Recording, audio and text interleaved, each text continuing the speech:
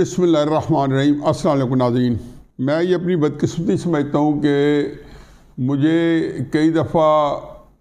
تجزیہ کرتے ہوئے ایسی بات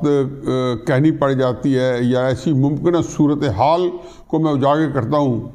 جو کہ ملک کے لیے اچھی نہیں ہوتی۔ جو چیز ملک کے لیے اچھی نہ ہو آج کل کے ماحول میں تو سمجھے کہ وہ بہت ہی اندھوناک ہوتی ہے، تکلیف دہ ہوتی ہے۔ آج میاں محمد نواز شریف صاحب الیکشن کمپین کا پہلا جلسہ کرنے حافظ آباد تشریف لے گئے تھے۔ پرسوں مریم نواز صاحبہ نے اکاڑا میں ایک جلسہ کیا، اس کے بارے میں ہم نے آپ کو فوٹیج بھی دکھائی، اور مسلم نون کے لوگ جو ہیں جن کے اندر لگتا ہے کہ ایک وہ پنجابی میں کہتے ہیں نا کہ تھوڑے پیسن، انگریزی میں کہتے ہیں سٹارف تھے، یعنی کہ ان کو ایک ایسا سیاست کا قحط آیا ہوا تھا مسلم لیگ کے اندر کہ وہ دیوانہ وار لپک پڑے ہیں۔ جب نواز شریف صاحب نے 20 اکتوبر 2023 کو جلسہ کیا تھا تو میرا خیال تھا کہ اتنا بڑا لیڈر ہے اور اتنے عرصے بعد آیا ہے تو اس کی کئی وجوہات ہیں بڑا جلسہ ہونے کی، اس لیے ہو گیا۔ چونکہ اسٹیبلش اور عمران خان کی لڑائی جو تھی ایک عجیب و غریب کشمکش میں تھی، عمران خان صاحب نے T V time, air time, social media time وہ سارا اپنے قبضے میں لیا ہوا تھا، تو اس طریقے سے کامیابی نظر نہ آئے۔ لیکن جو جلسہ آج کیا نواز شریف صاحب نے حافظ آباد میں، جوش و خروش، ولولہ، اور چھوٹا سا شہر ہے حافظ آباد، مسلم نون کے بارے میں جو ان کے ورکرز کا جوش و خروش، جس کے بارے میں کہا جاتا تھا کہ شاید اب وہ زیادہ جوش والے نہ ہوں، اس نے سب کچھ اٹھا دیا اور اب سامنے آ گیا۔ نواز شریف صاحب کی تقریر بڑی خوبصورت ہے، انفیکٹ ان کی تقریروں میں نہ تو منشور ہے اور نہ کوئی بیانی ہے، وہ صرف یہ کہنا چاہ رہے ہیں اور وہ مجھ سے نہیں کہنا چاہ رہے، وہ اپنے سامنے کھڑے ہوئے اپنے ورکر سپورٹرز اور اپنے جلسے کے سامعین کو یا ٹی وی کے اندر جو لوگ، جو لاکھوں لوگ یا کروڑوں لوگ دیکھ رہے ہوتے ہیں، ان کو بھی نہیں کہنا چاہتے۔ وہ لوگ کہنا چاہتے ہیں کہ دیکھیں میں کس طرح اپنے ملک کو، پاکستان کو 7ویں آسمان پہ لے کے جا رہا تھا، کیا کیا کچھ کر رہا تھا، آپ ہر دفعہ اس ترقی کو روک دیا۔ میرا خیال ہے ان کا ایشو یہی ہے کہ اگر آپ مجھے اقتدار میں آنے دیں گے یا میں اقتدار میں آ گیا تو کیا پھر وہی حال ہوگا؟ تو کیا آپ نے سبق سیکھا یا نہیں سیکھا؟ تو نواز شریف صاحب کے بارے میں کئی میں نے دانشوروں کو اور تجزیہ نگاروں کو اور اینکروں کو کہتے تھے کہ جی نواز شریف صاحب کچھ کہنے کی باتیں نہیں، شکایات جو پرانی باتیں دہرا رہے، نہیں، وہ شکایات کر رہے ہیں اور بتا رہے ہیں کہ موٹر ویز آئے، 12-13 ہزار میگا واٹ بجلی آئی پاکستان کے اندر، 24 گھنٹے میں 25 گھنٹے لوڈ شیڈنگ ہوتی تھی، اور کیا کیا ڈالر کو اسٹیبل رکھا، 3%، 4% سے زیادہ مہنگائی نہیں بڑھنے دی 5 سال، 2013 سے لے کے 2018 تک۔ میرا خیال ہے کہ اتنے کارنامہ ہائے انجام دیے۔ تو بہرحال ایک نواز شریف صاحب میرا خیال ہے کہ اس میں تو کامیاب ہو گئے ہیں، کیونکہ آج کل ایک جلسے کا مطلب یہ ہے کہ آپ پورے پاکستان سے ایڈریس کر رہے ہوتے ہو اور ہر بندہ اس کے آگے بیٹھا ہوتا ہے، فون کے اوپر لگا کے بیٹھا ہوتا ہے یا ٹی وی کے آگے بیٹھا ہوتا ہے، تو اس لیے آپ جب ایک جلسہ کرتے ہو تو پورے پاکستان سے مخاطب ہو۔ میں اپنے آپ کو وہ بدقسمت پاکستانی سمجھتا ہوں، ایک عرصے سے کہہ رہا تھا کہ الیکشن نہیں ہوں گے، اسی وجوہات کچھ اور تھیں، لیکن پچھلے 5-7 دنوں سے الیکشن کا ماحول بنا ہے اور تحریک انصاف سے سمبل واپس لے لیا گیا ہے اور ماحول ہر طرح کا ایسا بن گیا۔ عمران خان صاحب بالکل اکیلے رہ گئے ہیں، جیل کے اندر بھی بیچارے ہیں، اور پھر ان کو جو آئسولیشن ہے، عجیب و غریب قسم کی اکیلے پن کی کیفیت ہے، ایسی تنہائی جو کاٹتی ہے، میں پہلے بھی کہہ چکا ہوں۔ تو میرا خیال تھا کہ شاید اب الیکشن ہو جائیں۔ اس میں میں نے یہ بھی کہا تھا اور کہنا تھا کہ جی اگر الیکشن ہو گئے تو اور آزاد امیدوار تحریک انصاف کے جو ہیں وہ 80% جو ہے استحکام پاکستان پارٹی کی طرف چلے جائیں گے۔ ہو سکتا ہے کچھ مسلم لیگ میں بھی جائیں، ہو سکتا ہے کچھ پیپلز پارٹی میں بھی جائیں، لیکن جن لوگوں نے الیکشن کرانے ہیں یا رزلٹ نتائج دینے ہیں، اس میں وارہ یہی ان کو کھاتا ہے کہ اگر تحریک انصاف کے 30-40-50 اگر آزاد جیت بھی جائیں تو وہ ان کی اکثریت جو ہے استحکام پاکستان پارٹی میں چلی جائے، یعنی کہ تحریک انصاف نام کی چیز جو ہے شاید وہ الیکشن جیت کے بھی اس کا کوئی وجود نہ ہو، اور پھر ظاہر اسپیشل سیٹس بھی نہیں ملنی، کیونکہ اس کے بعد وہ کسی پارٹی میں شامل ہوں گے تو ان کو اسپیشل سیٹس ملنی تھی۔ بہرحال اس ساری صورتحال سے لگتا تھا الیکشن کا ماحول بن گیا ہے۔ آج مجھے پھر ایک مایوس کن خبر آپ سے شیئر کرنی ہے، جس کا وجہ میں آخر میں بتاؤں گا، تاکہ آپ تھوڑا سا اس کے درمیان میں اس سے کہیں زیادہ سنجیدہ موضوع جو ہے اس کو بھی سن لیں۔ بدقسمتی سے جو اس وقت پاکستان کے اندر ایران اور پاکستان کا جو معاملہ ہوا ہے، پوری پاکستانی قوم کو ورطہ حیرت میں ڈال دیا ہے۔ میرے نزدیک پاکستان کی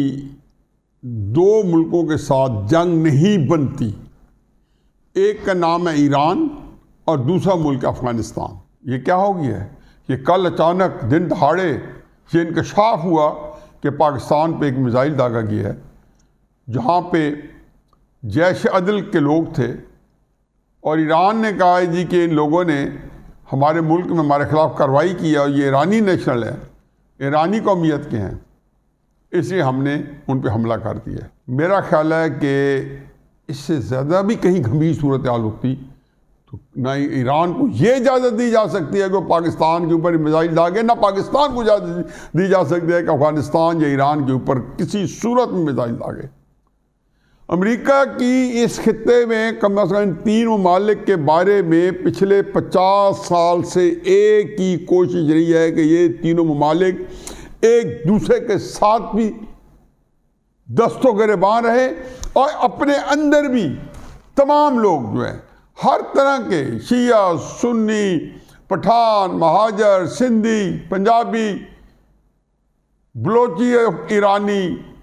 غیر بلوچی ایرانی، ہزارہ کے افغانی، ہر طرح کی قومیت کے نام پہ، زبان کے نام پہ، مذہب کے نام پہ، فرقہ کے نام پہ ایک دوسرے کی گلے کاٹتے رہے۔ یہ امریکہ کی ایک خواہش نہیں ہے، یہ پورا پروجیکٹ ہے۔ یہ 250 سال سے برطانیہ کا پروجیکٹ تھا، اور جو امریکہ نے اب اس کو مزید ریفائن کر کے ہمارے ملکوں میں نافذ کیا ہوئے۔ یہ کیا ہو گیا ہے؟ میں ایک اس میں بات کہتا ہوں کہ اس کے جواب میں پاکستان نے 6 میزائل داغ دیے ہیں، اور پاکستان نے ٹھیک ٹھاک جواب دیا ہے، لیکن اس کے آگے بھی میری گزارش ہے، پاکستان کو اب اس صورتحال کو ٹھیک کرنا ہے، یہ یہیں رکنی چاہیے۔ اب ایران کو ہر صورت میں سمجھانا ہوگا، بتانا ہوگا کہ خدا کے واسطے ہم یہ سارے مسئلے بیٹھ کے افہام و تفہیم سے حل کر سکتے ہیں۔ آپ کی ملک کی قیادت، ہمارے ملک کی قیادت، ہم ایک دوسرے سے بہت طریقوں سے اور بڑی مضبوطی سے جڑے ہوئے ہیں، ہماری لڑائی آپس میں نہیں بنتی۔ اچھا، میں اس میں تھوڑی سی چیز ایڈ کروں گا اور پھر آ کے اس کو کنکلوڈ کروں گا، اور پھر آخری بات کروں گا۔ یہ اس کا تعلق غزہ کی جنگ سے ہے۔ غزہ کے اندر عز الدین القاسم بریگیڈ نے، جو کہ حماس سے جس کا تعلق ہے، انہوں نے آج سے تقریباً 3.25 مہینے پہلے جس جنگ کا آغاز کیا تھا، وہ اسرائیل کو لے کے بیٹھ گئی ہے۔ اسرائیل بالکل کلولیس ہے، اس کے سمجھ میں آ ہی نہیں رہا کہ یہ کس قسم کی جنگ ہے کہ جس میں وہ نہ جیت پا رہا ہے اور نہ اپنے نقصان کم کروا پا رہا ہے۔ اس کا خیال تھا کہ جب وہ شمالی غزہ فتح کرے گا اور اس کی اینٹ سے اینٹ بجا دے گا تو ان کے چھپانے کی جگہ نہیں ہوگی۔ اب ہوا کیا؟ ایک اجڑا، ویران، تباہ حال شمالی غزہ ان کے پاس تھا، پرسوں ان کو خالی کرنا پڑا۔ کیوں؟ کہ غزہ ان کے لیے ایک موت کا کنواں بن گیا۔ حماس کے لوگ جو تھے، اسرائیلیوں کو تاک کر چن کے مار رہے تھے، اپنی مرضی سے مار رہے تھے، اور جو عمارتیں ملبے کا ڈھیر تھی ان کے ملڈم کے اندر سے فائر آتا تھا، اور اسرائیل کلولیس، اس کا خیال تھا وہاں جا کے میں سرنگیں تلاش کر لوں گا، ان کے پڑ جاؤں گا۔ خیر 4 مہینے سے وہ ایک جنگ لڑ رہا ہے، پاگل ہو چکا ہے، اس کو سمجھ نہیں آتی ہے۔ امریکہ اس کے ساتھ اسی طریقے سے ڈٹ کے جنگ میں اس نے آپ کو جھونک رکھا ہے۔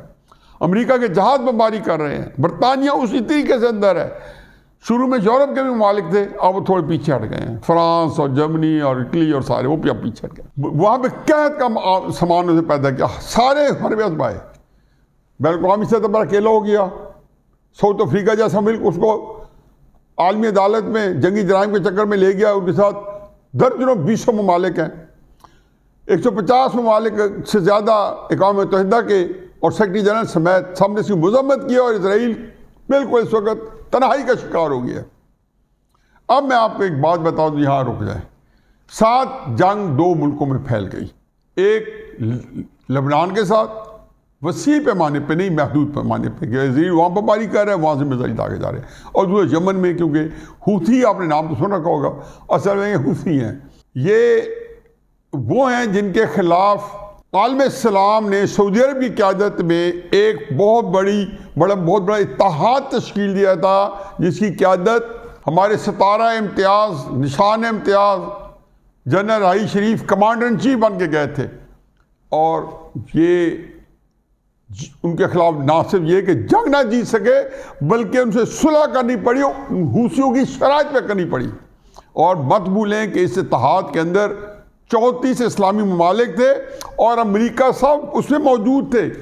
وہ وہاں پہ ایک کانفرنس ہوئی تھی اس طرح کی، اور اس میں میں بھی گیا تھا اس کانفرنس شریک ہونے کے لیے، کیونکہ پاکستان کے وزیر اعظم نواز شریف صاحب اس میں شریک ہونے کے لیے گئے تھے۔ اس وقت تو اقتصادی کانفرنس کا نام تھا، لیکن اصل میں یہ سارے کے سارا یمن میں حوثیوں کو ختم کرنے کے لیے کیا گیا تھا۔ اب ہم نقشہ دیکھ رہے ہیں، یہ ہے بحیرہ احمر کا نقشہ، جس کو کہتے ہیں ریڈ سی۔ اب یہ بڑا خوبصورت نقشہ ہے، ایک اس کے نیچے سے جہاں یمن آتا ہے، اس کے سامنے افریقہ کا ایک ملک ہے جبوتی،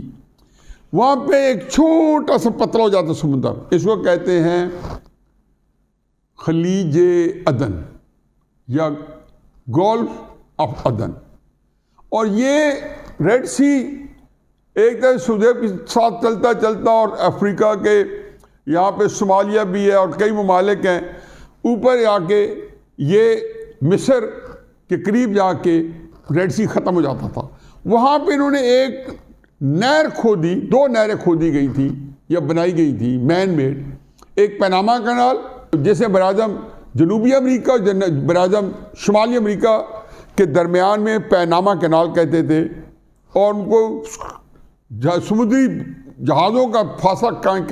کم کرنے کے لیے انہوں نے گزرگاہ بنائی تھی،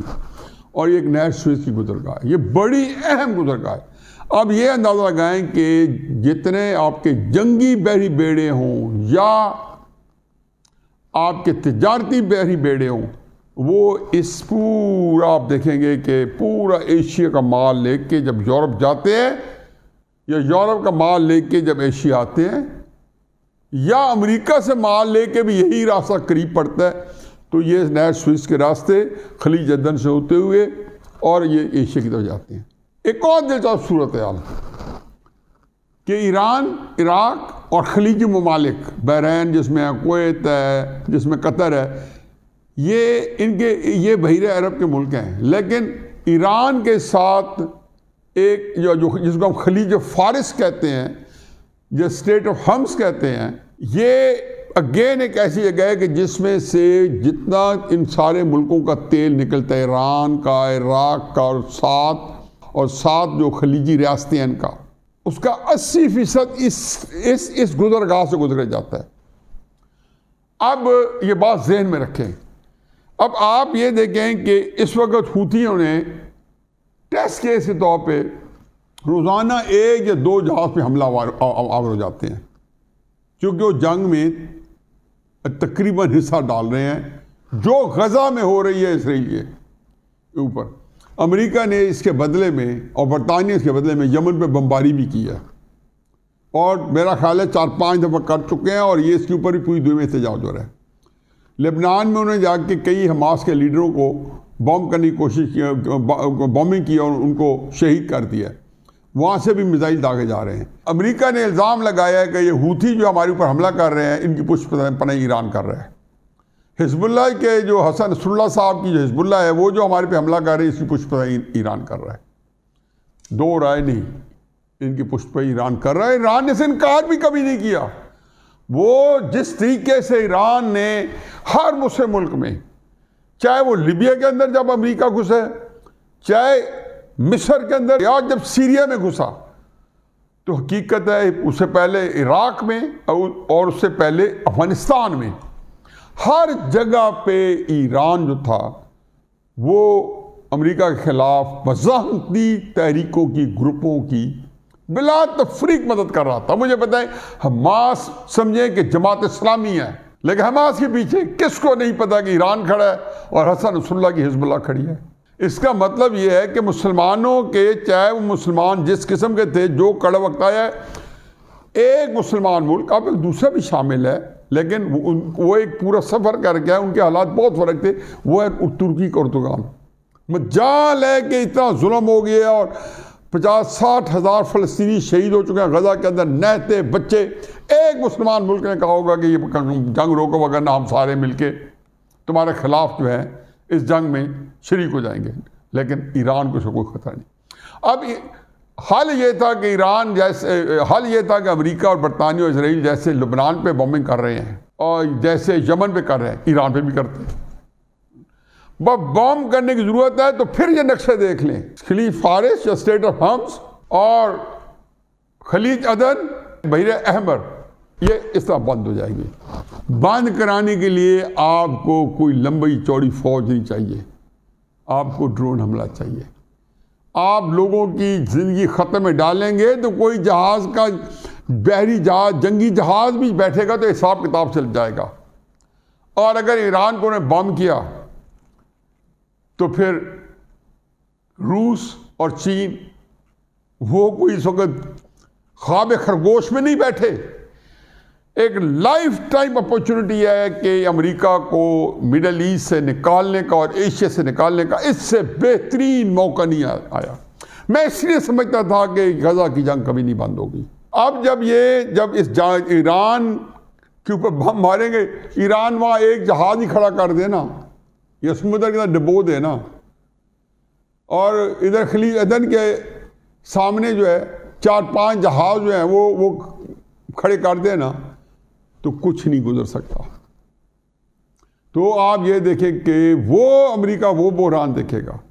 اور اسرائیل جو ہے، امریکہ جو ہے، نہ صرف یہ کہ سفارتی تنہائی کا شکار ہو گئے ہیں، اسرائیل کی وجہ سے امریکہ بھی اس کے اندر آ گیا ہے۔ اب یہ وہ بیک گراؤنڈ تھا جس کی وجہ سے آپ یہ دیکھیں کہ امریکہ ایران پہ بم کرنے کی پوزیشن میں نہیں ہے۔ یہ بہت آخری حالت ہوگی کہ جو بم کرے گا کوئی، اب بہت ڈیسپریٹ، جب سمجھے گا کہ نہیں اب میں اس جنگ کو جو ہے پوری دنیا کی جنگ بنا دوں۔ یہ ذہن میں رکھیں کہ اس دنیا کے اندر باوجود کہ تخفیف اسلحہ ہوا ہے اور آئٹم بم جو ہے کوئی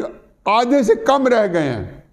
لیکن اس وقت بھی دنیا میں تقریباً کوئی 30,000 ایٹم بم ہیں،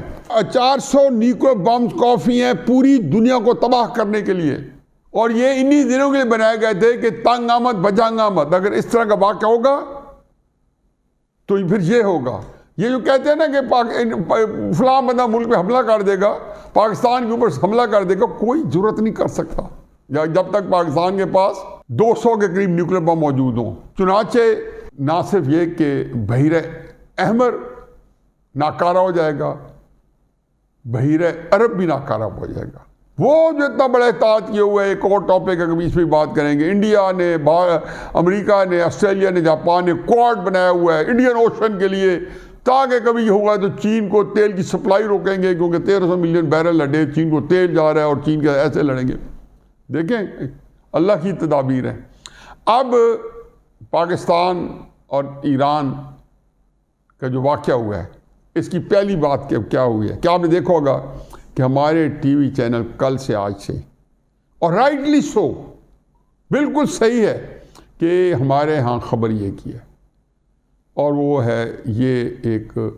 انتہائی ناگہانی جو ایران کا میزائل، پاکستان پہ میزائل اٹیک ہے، اور پوری پاکستانی قوم کی توجہ فلسطین سے ہٹ گئی ہے۔ اب ہمارے پاس جو ہے فلسطین کے لیے بھی وقت نہیں ہے، ہم ایک بہت بڑے الجھن میں آ گئے۔ دوسرا کیا ہوگا کہ ایران جو کہ اس وقت فوکس تھا غزہ کی لڑائی کے اوپر اور ایک پوری کوارڈینیشن چل رہی تھی، اب ایران کے لیے ایک نیا بارڈر کھل گیا ہے۔ ابھی میں کسی کو قصوروار کون ہے کون نہیں ہے اس کو جانے بغیر، اتنا مجھے پتا ہے کہ ایران اور پاکستان لڑیں گے، افغانستان پاکستان لڑیں گے، پاکستان کے اندر شیعہ سنی لڑیں گے، پاکستان کے اندر زبان کے اوپر کوئی فساد ہوگا، سندھی پنجابیوں کی لڑائی ہوگی۔ میں اس معاملے میں چاہے کوئی مجھے جاہل کہے، میں ہمیشہ سمجھتا ہوں کہ یہ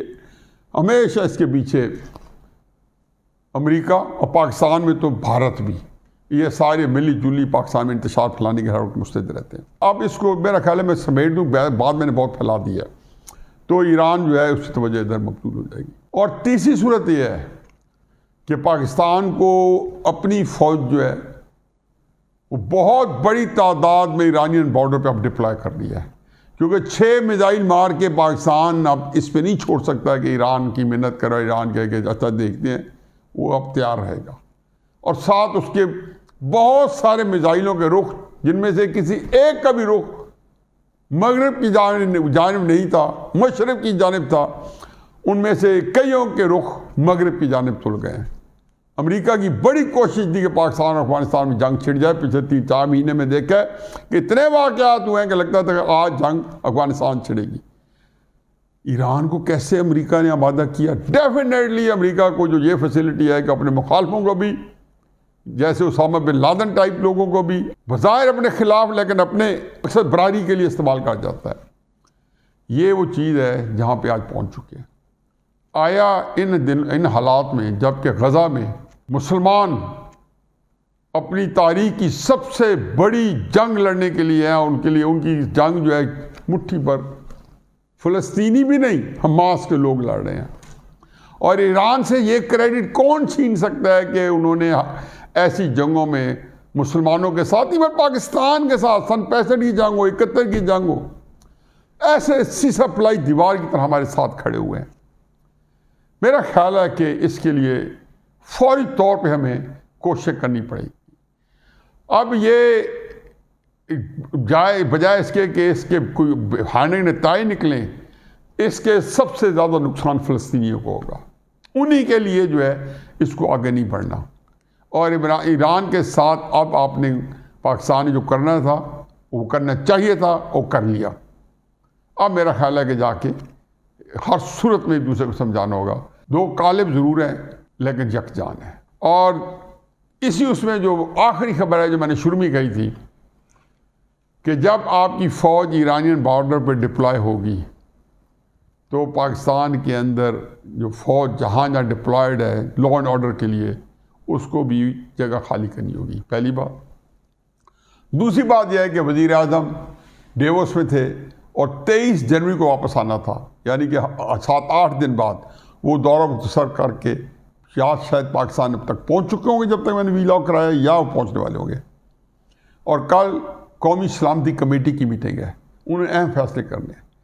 میرا خدشہ، میرا ڈر ہے کہ جہاں پہ بڑے بڑے فیصلے ہوں گے ڈپلائمنٹ کے اور اپنی حفاظتی اقدامات کے ایران کے خلاف، کہ کوئی اور بڑا کام نہ چھڑ جائے یا یہ جنگ جو ہے یہ کہیں شعلہ جوالہ نہ بن جائے، وہاں پہ جب آپ کی فوج کا بہت بڑا حصہ ڈپلائی ہوگا تو مجھے ڈر ہے، خدشہ ہے کہ وزیر اعظم جو کہ آئین میں منتخب وزیر اعظم کے پاس تو یہ گنجائش ہے، مجھے یہ نہیں پتا کہ نگران کے پاس ہے یا نہیں ہے، لیکن بہرحال آج کل وزیر اعظم ہوتا ہے، وہ ایمرجنسی کی سفارش کرے گا، یہ میرا اپنی ایک فیلنگ ہے۔ صدر عارف علوی کو، اور صدر عارف علوی نے اگر 1 سال کے لیے ایمرجنسی لگا دی تو ظاہر ہے کہ الیکشن تو جائیں گے بڑھ۔ اور جو مجھے 3-4-5 دن سے جب میں نے اپنے خیالات سے رجوع کیا اور مجھے لگتا تھا کہ اب الیکشن ہو جائیں گے، بلکہ میاں والی میں اس سلسلے میں ایک چکر لگایا تھا کہ الیکشن ہونے والا ہے اور وہاں کی صورتحال کا جائزہ لے کے آؤں، تو مجھے لگتا ہے کہ شاید اب الیکشن سے بھی ہم دور چلے جائیں، لیکن اگلے 3-4 دن میں یہ ساری چیزیں ہمارے سامنے کھل کے اور واضح ہو کے آ جائیں گی۔ وما علینا الا البلاغ۔